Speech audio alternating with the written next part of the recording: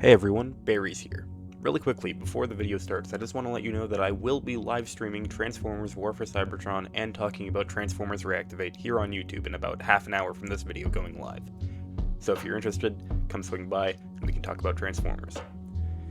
So it's been some time, and it seems like I finally have something worthwhile to talk about with Transformers Reactivate.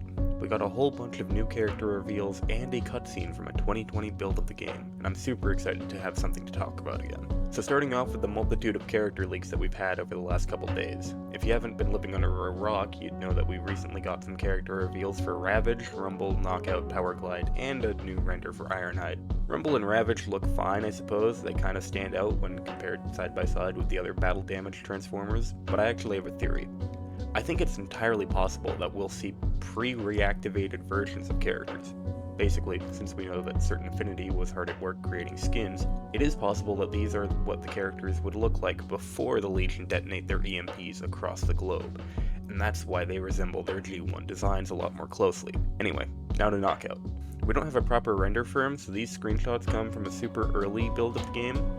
Maybe it's just because of the lighting combined with the lack of textures, but he looks like he's got a goofy fin on his head, like a fish or something. Now for the real exciting one, Powerglide, another S-tier design coming out of Reactivate.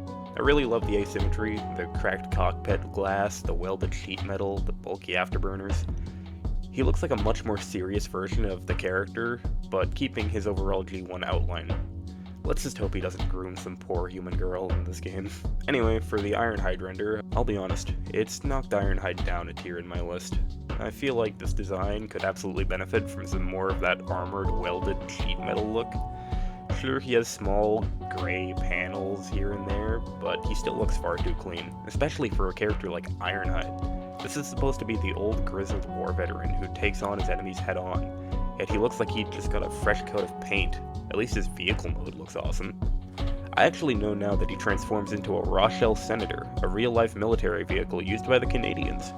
Ironhide is currently deployed in Ukraine, as Canada sent him along with a whole bunch of other Rochelle Senators to aid in that silly little conflict.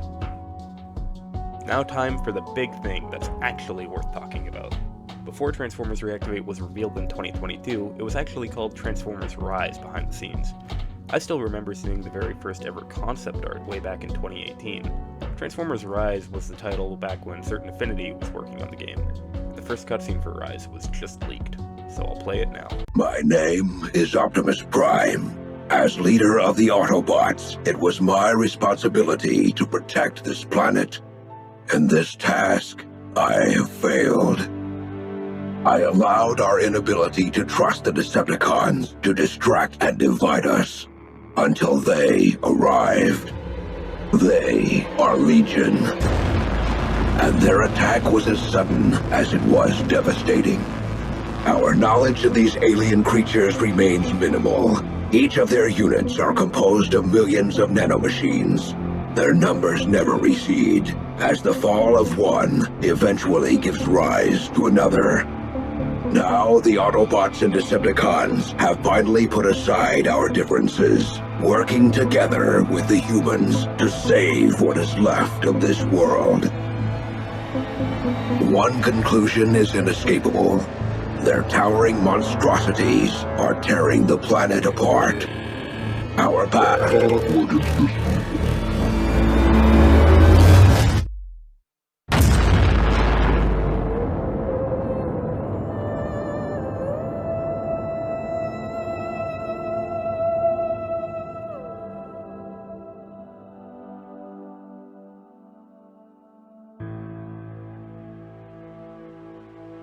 Humanity is on the brink of annihilation. We've been fighting on our own for over 70 years, ever since Legion's planet-wide energy pulse locked the Transformers in stasis. I am Andrea Fairborn, leader of the Renegades. We have risked everything to come here in a last-ditch effort to wake them from their slumber. And if our plan works, then we can fight. Together, we will take back our planet. Together, we will... So, let's begin our analysis of this cutscene, because despite being from the 2020 build, some of this story is actually still rather important. It starts off with Optimus Prime narrating that he has failed to defend the planet. What's interesting is that he says that he did not allow for the Autobots to trust the Decepticons. almost as if the Autobots and Decepticons already had some form of peace treaty, or at least a ceasefire, before the Legion invaded.